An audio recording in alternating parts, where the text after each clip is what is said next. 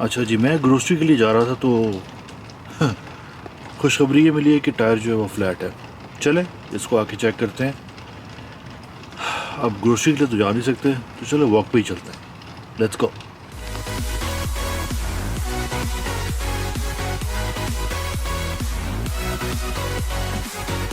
अस्सलाम दोस्तों, welcome back to another video.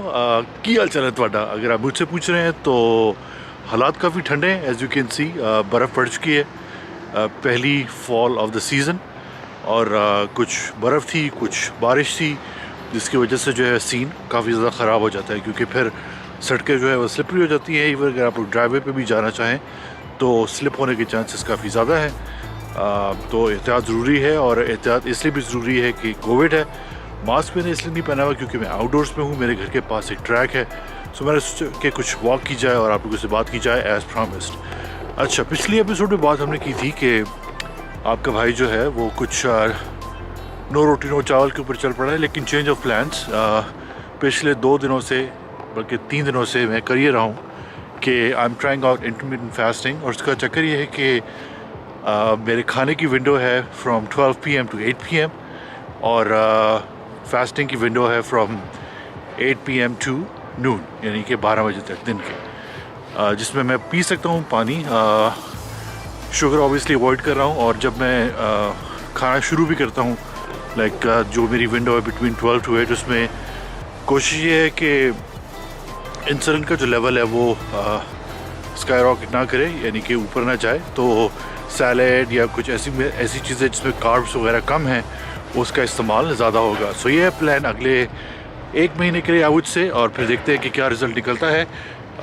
इसके कुछ फ़वाइद हैं, जो कि बहुत सारे वीडियोस अवेलेबल है यूट्यूब पे, अगर आप लोग देखना चाहें about intermittent fasting. Weight loss तो खैर अपनी जगह है। उस वेट लॉस के लिए ट्रिक नंबर 1 ये है, और रूल नंबर 1 ये है कि जितनी कैलोरीज़ आप इनटेक कर रहे हैं, उससे ज़्यादा कैलोरीज़ आपने बर्न करनी है। That's the simple rule for weight loss. अगर आप लोग इस पर अमल कर सकते हैं तो गुड फॉर यू, और अगर नहीं कर सकते तो कोशिश करें, start off with 5 minute walk, then keep on increasing the time, चाहे 10 मिनट पे, 15 मिनट पे, जितना आप उसको बढ़ा सकते हैं। क्योंकि रिक्वेस्ट आई थी कि हम लोग कनाडा आना चाहते हैं, तो आप अपनी किसी एपिसोड में कुछ बताइएगा कि कनाडा आने के लिए कौन कौन से एवेन्यूज़ अवेलेबल हैं, जिससे कि हम लोग इमिग्रेशन ले सकते हैं। अगर आप स्टूडेंट हैं तो स्टूडेंट्स के लिए एक नई चीज़ आई है, जो कि नई तो नहीं है बल्कि कुछ अर्से से इंट्रोड्यूस हुई है। So do check it out. उसके लिए आपके पास कुछ डॉलर्स का होना ज़रूरी है, और साथ ही साथ एक गारंटीड एडमिशन का होना ज़रूरी है। अगर कोशिश करूँगा, अगर मुझे इसकी डिटेल्स मिल गई, जो कि अवेलेबल है इंटरनेट पे, अगर आप लोग उनकी ऑफिशियल वेबसाइट पे जाएं, विच इज़ CIC.gc.ca, तो आपको डिफरेंट क्लासेस ऑफ इमिग्रेशन के हवाले से बहुत सारी इन्फॉर्मेशन रेडिली अवेलेबल है। आप लोग फॉर्म्स भी डाउनलोड कर सकते हैं, और क्वालिफ़िकेशन का क्या क्राइटेरिया है उसके बारे में भी वहाँ पे बहुत सारी इन्फॉर्मेशन अवेलेबल है। अच्छा जनाब, हम वॉक तो कर ही रहे हैं, तो आपको कुछ नज़ारे भी चेक करा दें। ये एक ट्रैक है जो बना हुआ है। टोरंटो की जो मुझे सबसे अच्छी बात लगती है वो ये है कि यहाँ पे हर नेबरहुड में एक पार्क और एक पब्लिक स्कूल का जो होना है वो ज़रूरी है, ताकि आपकी जो जहाँ पे आप रह रहे हैं उसी कम्युनिटी के अंदर आपके बच्चों का स्कूल भी हो। So you are always welcome to Canada. ये ट्रैक काफ़ी अच्छा है, यहाँ पे बाइकिंग भी आप कर सकते हैं। अगर आप लोग वॉक करना चाहें तो वॉक भी कर सकते हैं। इस वेदर में मैं आपको रेकमेंड ये करूँगा कि अगर आपने वॉक करनी है तो जो हरकत मैं कर रहा हूँ वो आपने ये नहीं करनी कि आपने रनिंग शूज़ में आना है। और अगर रनिंग शूज़ में आना है तो आपकी निगाहें जो है वो ट्रैक पे होनी चाहिए, क्योंकि बर्फ़ में होता ये है कि स्नो के नीचे हो सकता है कि ब्लैक आइस हो, और ब्लैक आइस का मतलब ये है कि अगर आप स्लिप हुए तो बस फिर तुसी बह जाओ बेड ते 3-4 दिन ले। अच्छा, कुछ बात हो जाए जनाब, पाकिस्तान में सुना है फैसलाबाद की टेक्सटाइल इंडस्ट्री जो है वो दोबारा जाग चुकी है, which is great news for all those people जो कि रो रहे थे कि यार हमारा जो काम है वो सारा के सारा या तो बॉर्डर पार चला जाता है, या बांग्लादेश चला जाता है, या चाइना चला जाता है। तो finally things are looking good.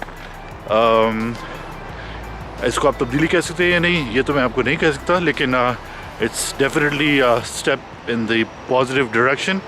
So keep working. अगर आप फैसलाबाद में रहते हैं तो go support the the local industry और जॉब्स वगैरह का भी सीन जो है वो काफ़ी अच्छा हो चुका है सुनने में। आज के वापस आईफोन के ऊपर क्योंकि ZV-1 नहीं तो फिर धोखा दे दिए। धोखा उसने नहीं दिया, मेरी गलती है, मैंने बैटरी चार्ज नहीं की थी।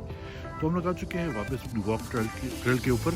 कनाडा की जो सबसे अच्छी बात मुझे लगती है वो इसका यहाँ पे जो मल्टी कल्चरल सिस्टम है वो है।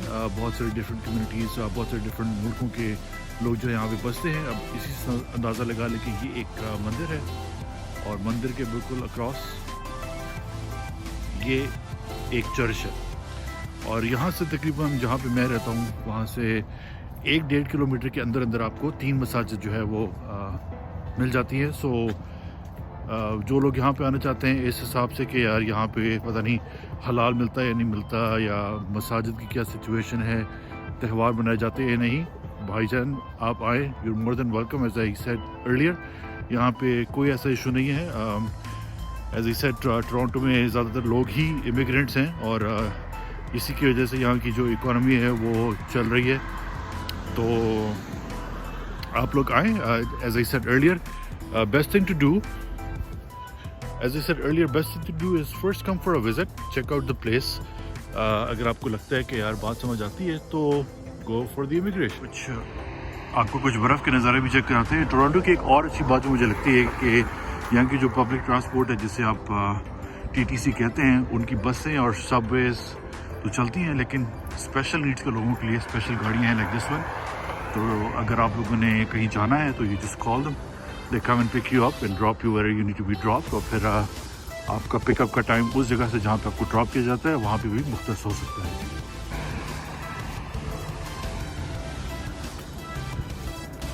अब अगर आप लोगों को ये सवाल है कि बाबा इतनी सर्दी में बाहर खड़ा होकर चाय इसलिए पी रहा है कि अगर इसका पिकअप का टाइम था 8:45 का और इस वक्त 8:40 है तो ये वहाँ पर पहले नहीं पहुँचना चाह रहा, ठीक टाइम पर ही पहुँचेगा।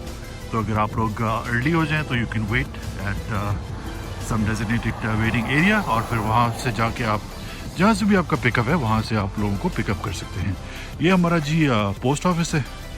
यहाँ पे हर घर का एक डब्बा है जिसकी आपको चाबी मिल जाती है और डाकिया जो है वो आके आपको आपके ख़त जो है इस डब्बे में डाल देता है। हर रोज़ डिलीवरी रोज़ होती है और आप फिर दोपहर के टाइम पर नॉर्मली जाके अपनी मेल चेक कर सकते हैं। अगर आपका कोई बड़ा पार्सल है तो उसके लिए 2 बड़े डब्बे हैं, एक मीडियम साइज़ का, एक ज़रा बड़ा, ताकि अगर आपने ऑनलाइन कुछ ऑर्डर किया है जो कि आजकल बहुत सारे लोग कर रहे हैं तो उनके लिए आसानी हो जाए।